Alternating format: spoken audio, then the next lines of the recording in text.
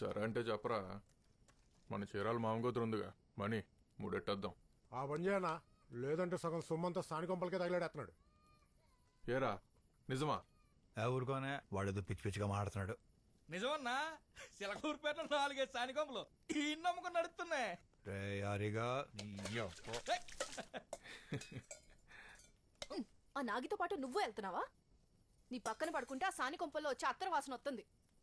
అది కాదే, ఆడెళ్ళి ఆడి పక్కన పడుకుంటాడు, తిరిగి వచ్చి మళ్ళీ నా పక్కన పడుకుంటాడు. అది ఆ వాసన.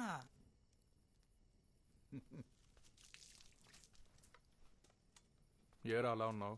ఈసారి దొంగతనం ఎట్టా ఉండాలంటే మళ్ళీ దొంగతనం చేసే అవసరం రాకుండా ఉండాలి. అలాంటిది ఏదైనా ఉంటే చూడండి. జైల్లో సెందులోని వాడు కలిసిండ్రా.